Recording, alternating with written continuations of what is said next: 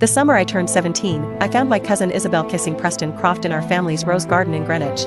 His hand rested on the small of her back, his gaze a soft, tangled caress. At 21, I married him. Everyone knew he never got over Isabel, the childhood sweetheart who chose her dreams over him. 3 years into our ghost of a marriage, I was the one to ask for a divorce. He looked at me, his handsome face a mask of complex emotions. "Are you sure about this?" "Yes." I nodded, my voice as calm as a frozen lake. Now, at 28, I was at their engagement party. He blocked my path, his eyes burning with something I didn't recognize. "Was this what you wanted all along? To leave me so you could have a life like this?" The day after the divorce papers were signed, my mother's call came like a winter storm. "Audrey, you've disappointed us beyond words," her voice was a shard of ice. "The Crofts gave you everything, and this is how you repay them?" My hand trembled around my phone. I should have known the villa and the stock portfolio Preston had given me as a settlement would cause this. In the background, I could hear Isabel, her voice choked with tears from her wheelchair. "Auntie, please don't." "Audrey, I'm so sorry, it's all my fault." "Isabel, darling, don't say that." My mother's tone softened instantly for her. "If anyone should be sorry, it's Audrey. If you hadn't gone to Paris, she never would have had the chance to." I cut her off, my voice quiet but firm. "Mom, the divorce was between Preston and me. You." My mother's voice shook with rage. "How did you become so heartless? Your cousin gave up so much for her ballet career, and now..." Yes, my cousin had sacrificed so much. Including her engagement to Preston. She had just been accepted into the Paris Opera Ballet, her future dazzlingly bright, when our family's investments collapsed, pushing us to the brink of bankruptcy. When the Croft family proposed the marriage alliance, she agonized for weeks. In the end, she chose her dream. "Audrey, please, help me," she had begged me that night, her eyes wide. "You know I can't give up this opportunity." I remained silent. "And you've always had a crush on Preston, haven't you?" "It's perfect," she pressed, squeezing my hand. "I promise, I'll never come back to interfere. But fate has a cruel sense of humor." One night, just after Preston and I had shared a rare moment of intimacy, his phone rang. A foreign number with a Paris country code. "Preston, my leg." Isabel's voice, raw with pain and terror, crackled through the speaker. Preston froze. For 10 long seconds, he was a statue. Then, he scrambled into his clothes and bolted out the door. He didn't come back that night. The next day, I learned Isabel had suffered a fall during a performance. An accident that meant she would never dance again. Preston flew to Paris immediately and brought her home himself. From that day on, my husband became a permanent fixture in my cousin's hospital room. "Audrey, you have to be understanding," my own father told me, his tone pleading.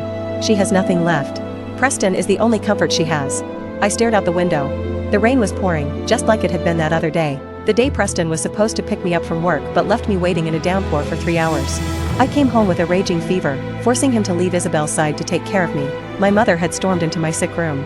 "How can you be so selfish?" she shrieked. "Do you have any idea what your cousin almost did last night?" I closed my eyes. "Mom, do you remember how you begged me to marry Preston? That was different," she cried. "Your cousin is disabled now." "Yes." In their eyes, I would always be the usurper, the one who stole my cousin's fiancé. Even though they were the ones who orchestrated the marriage. "Audrey," Preston's voice came from the doorway. I turned my head. He was holding a bouquet of white roses. Isabel's favorite. "Go see her," I said, my voice flat. "Don't worry about me." He hesitated, his mouth opening as if to say something, but in the end, he just turned and left. For years later, I was back in New York. The wedding invitation came via my mother. Preston and Isabel's names were embossed in gold. "Audrey, you have to come," Isabel had pleaded over the phone. "I won't feel at peace unless you're there." After a long silence, I agreed. The day I flew back, the sky was a brilliant, cloudless blue. I stood at my parents' front door for a long moment before finally ringing the bell. Isabel opened it. She was wearing a cream-colored cashmere dress, her face glowing with happiness. When she saw me, she threw her arms around me. "Audrey, you're finally back." I took a small step back. Just then, Preston came down the stairs, a jacket in his hand. "Isabel, it's getting chilly, you should put this on." His voice died in his throat as he saw me. For years hadn't changed him. Still the same cool, aristocratic air, but now there was a warmth in his eyes when he looked at Isabel, a warmth I had never seen directed at me. "It's been a while," I said, my voice even. "It has." He draped the jacket over Isabel's shoulders. "I have a meeting. I'll be in my study." Isabel linked her arm through mine. "Will you come with me to try on wedding dresses tomorrow?" I already made an appointment. I gently removed my arm. "I'm sorry, I have plans." "Then another day?" Her face fell. "Are you staying here with us?" "No." I picked up my suitcase. I booked a hotel. Before she could say another word, I turned and walked away. I had just reached the corner when a familiar black Audi pulled up beside me. "Get in. I'll give you a ride," Preston said, rolling down the window. I shook my head. "No, thank you. I can get a..." My words were cut off by the roar of an engine. A silver Aston Martin glided to a halt right beside me. The door opened, and a tall figure emerged. He was dressed in a sharp navy suit, every movement radiating an effortless grace. "Why didn't you answer my calls?" he asked, walking up to me. His long fingers tilted my chin up. "You made me worry." I froze. "Mr. Knight, what are you doing here? What did you just call me?" He raised an eyebrow, and before I could react, he leaned down and pressed his lips to mine. Preston's voice sliced through the air, suddenly cold as steel. "Sir, I suggest you unhand her." The man, Sebastian Knight, slowly released me. He turned to face Preston. "Mr. Croft. It's been a long time." They knew each other. "Get in the car, Audrey." Sebastian's arm wrapped around my waist, his tone leaving no room for argument. He settled me into the passenger seat, and before I could even buckle my seatbelt, the car was moving. "For years, and you've gotten bold," he murmured, his voice laced with a dangerous edge. "Coming back here without telling me?" I bit my lip, saying nothing. "What, feeling guilty?" He reached over and gently ruffled my hair. "Are you back for his wedding?" I nodded, then shook my head. "Yes and no." "Oh?" He shot me an intrigued look. "Do tell." "I came back to finally let go of the past," I said, turning to watch the city lights blur past. "And to give myself closure." The car slowed to a stop. Sebastian turned to face me, his gaze serious. "So, does that mean you're ready to say yes to me?" He knew. He knew all along I was coming back. This man. He had pursued me for 3 years in Italy. Every time I turned him down, he would just smile and say, "It's all right. I'll wait until you're ready to let go." I looked into his deep, patient eyes, and suddenly felt the sting of tears. "Sebastian." "Yes? Thank you." He smiled, a slow, breathtaking smile. He leaned in and brushed his lips against mine. "You're welcome, my future Mrs. Knight." For years ago, after leaving New York, I'd fled to a small, sun-drenched town on the Amalfi Coast. I opened a small cafe overlooking the sea. I spent my days watching the sun rise and set, listening to the waves, and slowly, my heart began to mend. Then, on a rainy afternoon, Sebastian Knight walked into my life. He stood in the doorway of my cafe, dressed in casual clothes, completely soaked. I handed him a towel, but instead of taking it, he took my hand. "The view here is incredible," he said, looking around. "Can I stay for a while?" I blinked. "The rooms upstairs are for rent." He smiled. "Perfect." Sebastian moved into the room at the far end of the hall. Every morning, I'd see him on his balcony, sometimes just staring at the sea, other times strumming a guitar and singing softly. "Are you a musician?" I asked him one day. He shook his head. "Just a hobby." It was much later that I learned he was the CEO of Knight Industries, a massive tech and private equity firm based in New York. One night, during a fierce thunderstorm, I heard a loud crash from upstairs. I rushed up to his room. I found him collapsed on the floor, burning with a high fever. I spent the entire night taking care of him. The next morning, his fever had broken, but he wouldn't let go of my hand. "Stay with me, Audrey," he said, his voice raw. I shook my head. "We're not right for each other." "Why not? You're a titan of industry. I'm just a woman who runs a small cafe in a sleepy town." He suddenly sat up, pulling me into his arms. "Before I met you, I thought I'd never fall in love again. But, no buts." He silenced me with a kiss. "I love you. I don't need a reason." After that, Sebastian began to split his time between New York and my little town on the coast. He'd stay for weeks at a time, helping me run the cafe. He would wipe down tables, serve coffee, fix a leaking faucet. Slowly, he became an indispensable part of my world. "When are you going to marry me?" he would ask, his eyes twinkling. And every time, I would laugh and dodge the question. "We'll see." The truth was, I was terrified of being hurt again. Even knowing how sincere Sebastian was, I couldn't bring myself to hand over my heart, until the day I saw the photo online. A paparazzi shot of him and a famous actress, sharing an intimate dinner at a high-end restaurant in Manhattan. She was beautiful, elegant, a rising star. I closed my laptop and stared out at the sea. The setting sun painted the water in shades of gold and rose. And in that moment, I realized I couldn't imagine my life without him. My phone rang. It was Sebastian. "You saw the news?" he asked. I did. "So, are you finally ready to marry me?" I was stunned. "What?" "She's an actress signed to a media company my firm owns. We were discussing a new project," he explained with a soft chuckle. I let the paparazzi get the shot on purpose. "Why would you do that?" "Because I wanted to make you realize that no matter what, you're the only one I love." I clutched the phone, tears blurring my vision. "Silly girl," he said, his voice impossibly tender. "Wait for me. I'm on my way." 3 hours later, he was standing in front of me, down on one knee, holding out a ring. "Marry me, Audrey. Please?" I fell into his arms. "Yes." Our wedding was on a cliffside overlooking the sea. The sun was warm, the breeze gentle. I stood on an aisle of rose petals in my white dress, watching Sebastian walk toward me. "You look beautiful," he whispered in my ear. And then, an unexpected guest appeared. Preston Croft was standing at the back, his face pale.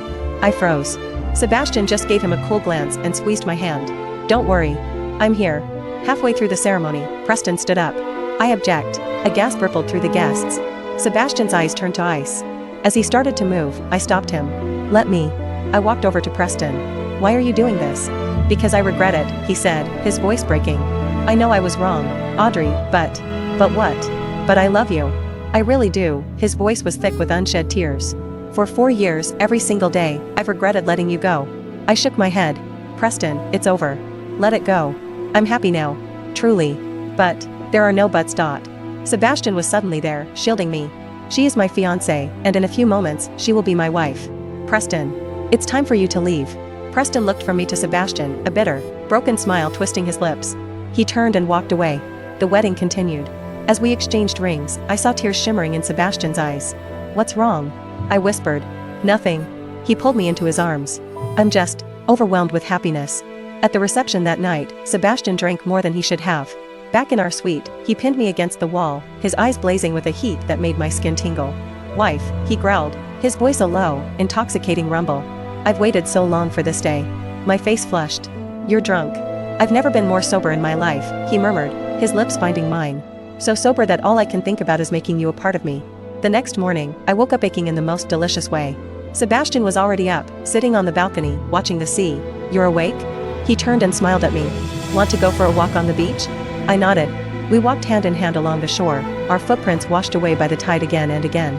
The day I left the cafe, he said suddenly, I was going to the city to buy your engagement ring. What? I wanted to plan the perfect proposal, he said, stopping to face me. But I never imagined you'd worry so much. I'm sorry, my love. I'm sorry I made you feel insecure. I threw my arms around his neck. It doesn't matter. As long as I'm with you, nothing else matters. He held me tight. Finding you was the greatest thing that ever happened to me. Me too. 3 days after the wedding, we flew to Bali for our honeymoon. Sebastian had booked a private villa where the infinity pool seemed to melt into the azure ocean. Do you like it? He asked, wrapping his arms around me from behind. I nodded. It's paradise. Just then, my phone rang. A number I didn't recognize. Hello? It's me. The voice on the other end was Isabel's. I glanced at Sebastian. He gave me a slight nod, encouraging me to take the call. What do you want? I heard you got married, she said after a pause. Congratulations. I let out a cold laugh. Is that all? No, there's something else. Her voice was hesitant. Preston, he's in the hospital. My grip on the phone tightened. Sebastian immediately sensed my distress and pulled me closer. And what does that have to do with me? He was drinking, a lot. He has bleeding ulcers. Isabel sighed.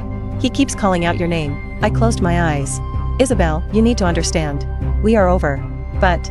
No buts, I interrupted. I'm happy now. Please, stop trying to drag me back into your drama. I hung up and buried my face in Sebastian's chest. What's wrong? He asked, stroking my back. I shook my head. Nothing. It just feels like the past is finally in the past. He tilted my face up. Silly girl. From now on, we only look forward. That night, we walked along the beach under a sky full of stars. The moonlight glittered on the water. You know, I said suddenly, I was terrified at the wedding. Of what? I was afraid Preston's outburst would make you angry, that you might start to doubt me. He stopped and looked at me, his expression serious. Audrey, I will always trust you. Really? Of course. He kissed my forehead. Besides, I know I'm the only one in your heart. I laughed. You're so full of yourself. I just know you, he said with a wink. And right now, I know you're trying to think of a way to reward my unwavering trust. My cheeks went hot. You. He suddenly swept me up into his arms. Shall we continue this discussion back in our room? Sebastian. I gasped. Call me husband. Husband. His eyes darkened, and he strode back toward the villa.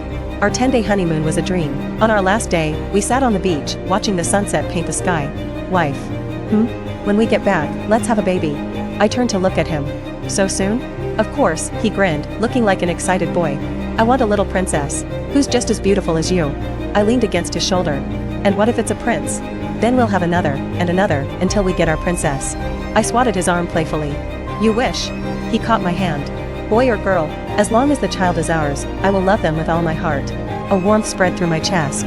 As the sun dipped below the horizon, bathing the world in a fiery glow, I knew I was the happiest woman alive. After we returned from Bali, Sebastian and I settled into a quiet, blissful newlywed life. Until the day the call came from the hospital. Hello, am I speaking with Mrs. Knight? Yes, this is she. Your husband, Sebastian Knight, has been in a car accident. He's in the emergency room right now. The world went blank. The phone slipped from my grasp and clattered to the floor. When I reached the hospital, the light above the operating room was still on. I sat on the cold bench outside, my hands clenched together, praying harder than I ever had in my life. 4 hours later, the surgeon finally emerged. The surgery was a success, but he's in a coma. When will he wake up? It depends on the patient, the doctor sighed. It could be days. It could be months. Fighting back tears, I walked into the ICU. Sebastian lay still on the bed, his face pale, a bandage wrapped around his head. I took his hand, and the sobs I had been holding back finally broke free. Husband, please wake up. I'm scared. Just then, the door to the room creaked open. Audrey? I looked up and saw Isabel. I hadn't seen her in years. What are you doing here? She walked toward the bed. I came to see Sebastian. I instinctively moved to shield him. You and him. We were in college together, she said, pausing for a beat. We were involved. I stared at her, my mind reeling. He pursued me for a whole year, Isabel said, her gaze fixed on Sebastian's unconscious form. Then I chose Preston, and he just disappeared. A cold, bitter laugh escaped my lips. So, what is this? A trip down memory lane? No. She shook her head. I came to apologize for what I did to him back then. Seeing you two so happy. I was genuinely happy for you both. I said nothing, actually. She hesitated. The accident. Preston did it. I shot to my feet. What did you say? After he found out you married Sebastian, he started drinking heavily. That night, he was drunk. He drove his car straight into Sebastian's. My whole body started to shake. Is he insane? The police have already taken him into custody, Isabel said, looking down. I'm so sorry. It's all my fault. If I had just enough. I cut her off. What's the point of saying any of this now? She stood in silence for a moment, then turned and left. I sank back into the chair, my hand finding Sebastian's again. Husband, you have to wake up. You promised we'd grow old together. You can't break your promise. And so I kept vigil. I stayed by his side day and night, talking to him, cleaning him, taking care of his every need. 1 month later, in the dead of night, I had fallen asleep with my head resting on his bed. Suddenly, a hand gently stroked my hair. My eyes flew open. Sebastian was awake, looking at me. Wife. His voice was hoarse. I threw myself into his arms. You're finally awake. He winced but managed to wrap an arm around me. I'm sorry. I made you worry. It's okay. As long as you're awake, nothing else matters. I wiped away my tears. I had a very long dream, he said. I dreamt I was back in college, and I met you. I looked up at him. I think I've been in love with you since then. He smiled faintly. I just didn't know it. I thought it was someone else. You fool, I whispered, kissing his cheek. It's not too late to know now. He said, his arm tightening around me. We'll be together forever now. A month later, Sebastian and I attended a college reunion. Walking into the private room at the restaurant, I felt a wave of nostalgia. So many years had passed. Everyone had changed, yet somehow, they were all the same. Audrey. Sebastian. Over here. Our old classmates greeted us warmly. As I was about to reply, I caught sight of Preston and Isabel in a corner. They saw us too, and the lively atmosphere instantly grew thick with tension. Long time no see, Isabel said with a strained smile. Sebastian wrapped his arm around my waist, his voice cool. Indeed. Halfway through dinner, someone brought up the past. Hey, Audrey, I heard you and Preston. Ahem. Another friend quickly cut him off. That's all in the past. Preston put down his chopsticks. What's there to hide? Audrey and I were married. But that's over. Isabel and I are very happy now. That's right, Isabel said, clinging to his arm. We're getting married next month. I felt Sebastian's hand tighten on my waist. Congratulations, I said. Audrey. Isabel began, her voice full of remorse. About what happened that day. I'm so sorry. I knew she was talking about the accident. You have nothing to be sorry for, Sebastian said with a cold sneer. The one who should be sorry is sitting right next to you. Preston shot to his feet. Sebastian, what the hell is that supposed to mean? You know exactly what I mean. Sebastian stood up too, his height casting a shadow over the table. If it weren't for your drunk driving, Audrey wouldn't have had to. That's enough. I pulled him back. It's all over. The room was deathly quiet. Finally, Isabel broke the silence. Actually, Preston was upset that day because of me. All eyes turned to her. We had a fight, he drank too much. I should have stopped him, she sobbed. Preston took her hand. It's not your fault. It was all me. A bitter irony washed over me. All those years, I thought Preston and I could have had a life together, never knowing his heart belonged to someone else. And Isabel, who I thought was my rival for Preston's affection, had once pursued Sebastian purely out of jealousy for me. Sebastian, let's go, I said, getting up. He nodded and took my hand, leading me out. Wait. Isabel ran after us. Audrey, can we talk? Alone? I looked at Sebastian. He squeezed my hand gently. I'll be in the car. In a nearby coffee shop, Isabel told me everything. How she only chased after Sebastian in college because she was jealous of me. How she knew Preston had feelings for me but pursued him anyway. How she felt responsible for the accident. Stop, I interrupted her. It's all in the past. I'm happy now. I don't need your guilt. But Isabel, I said, looking at her, my cousin. Let's just let each other go. She stared at me for a moment, then a slow smile spread across her face. Okay. Back in the car, Sebastian was on the phone. Yes, I understand. I'll stop by tomorrow. He hung up and turned to me. All done? I nodded. What are you thinking about? He asked, stroking my hair. Just thinking about what a long, winding road it's been for us. He smiled. But we ended up together, didn't we? Yes. We finally did. On the way home, my mother called. Audrey, Isabel told me you two have made up? We have. Well, would you like to come over for dinner? I glanced at Sebastian. He nodded at me. Okay, I said. But Sebastian is coming with me. Of course, my mother said, then paused. Actually, your mother has been feeling very sorry for how she treated you. My eyes stung. Mom. Alright, don't cry. Come over on the weekend. I'll have your father pick up some fresh lobsters for a lobster bake. I know it's your favorite. After I hung up, Sebastian took my hand. It seems our story is finally getting its happy ending. That weekend, the dinner at my parents' house was filled with a warmth I hadn't felt in years. Sebastian, my father said, raising his glass.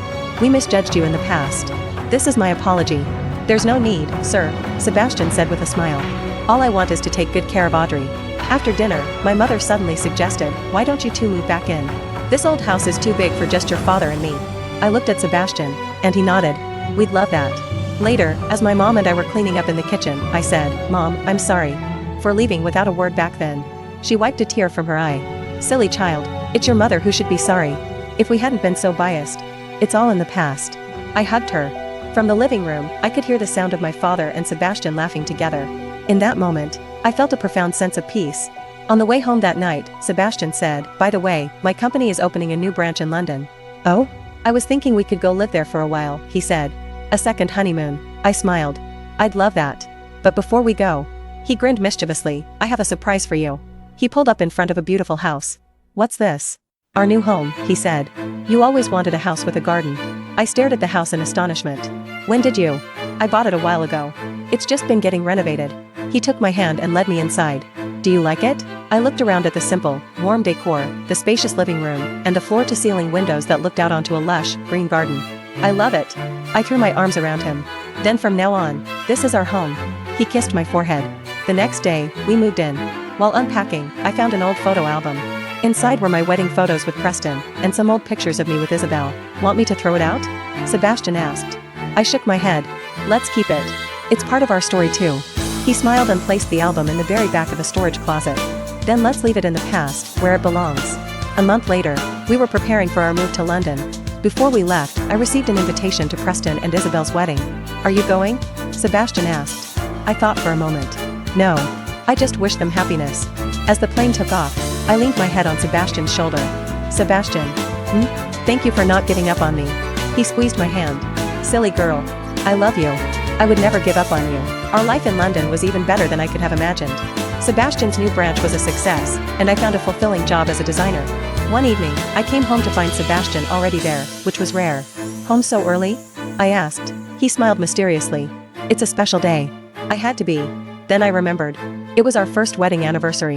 The table was set with wine, candles, and a huge bouquet of roses. When did you do all this? I asked, delighted. Took the afternoon off, he said, pouring me a glass of wine. Let's see if you like my cooking. After dinner, we sat on the balcony, watching the stars. By the way, Sebastian said casually, I heard some news. What is it? Preston and Isabel broke up, he said calmly. Apparently, she's pregnant, and the child isn't his. I was silent for a moment. I see. Does it make you sad? He asked softly. I shook my head. No. That's all in the past. He put his arm around my shoulders. Do you remember the first time we met in college? I do, I laughed. You were so intimidating. That's because I was insanely jealous seeing you with Preston, he confessed. But I didn't dare show it. And now? Now. He leaned in and kissed me. I'm the happiest man alive. Because you're finally mine. I snuggled into his arms. Sebastian, I have some good news for you. Oh? I'm pregnant, I whispered. He froze. Then a look of pure joy erupted on his face. He scooped me up and spun me around. Really? When did you find out?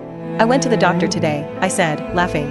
I'm 2 months along. So today isn't just our anniversary, He was too excited to speak. It's the day we found out we're going to be parents, I finished for him. He gently set me down on the sofa. You need to rest. From now on, I'm doing all the housework. I laughed at his adorable overprotectiveness. You don't have to be so nervous. Of course, I do, he said seriously. You and our baby are the most important people in my world. Later that night, we cuddled on the sofa, watching a movie. Sebastian. Thank you for giving me a family. He kissed the top of my head. Silly girl, I should be thanking you. Without you, I might never have known what true happiness feels like. The moonlight streamed through the window, illuminating our little home. In that moment, I knew. With him by my side, and our baby on the way, I was the luckiest person in the world. Our story was still being written, but I knew that every day to come would be filled with sunshine. 5 years later, the sun shone just as brightly over our little town on the Amalfi Coast. Our bed and breakfast was more popular than ever. Our 4-year-old son, Miles, was chasing butterflies in the courtyard. Slow down, sweetie, you'll fall, I called out from my lounge chair. He's fine, let him play, Sebastian said, walking over with a glass of lemonade for me. Boys need to run around. Just then, an unfamiliar car pulled up to the gate. The man who got out made us both pause. It was Preston. Long time no see, he said, nodding at us. His gaze fell on Miles. He looks just like you too. What do you want, Preston? Sebastian's voice was flat. I was just passing through. I heard your B&B was famous, he said. Sorry, we're fully booked, Sebastian replied coolly. Preston offered a small, sad smile. I know. I wanted to apologize. For everything. I was wrong. I shook my head. It's all in the past. Mommy. Miles suddenly ran over and hugged my legs. I'm hungry. Before I could move, Sebastian gently pushed me back into the chair. I'll get it. Watching Sebastian carry our son into the house, Preston said softly, he loves you very much. I know. I smiled. That day at the airport, all those years ago, I knew he liked you then, Preston said. I was just too selfish to admit it. There's no point in talking about that now, I said. We all have our own lives. Preston nodded. I'm getting married. Congratulations. She's a painter. Very gentle, he said. I hope I can get it right this time. I'm sure you will. After Preston left, I went into the kitchen. Sebastian was making pasta for Miles. He's gone? He's gone. Sebastian turned and hugged me.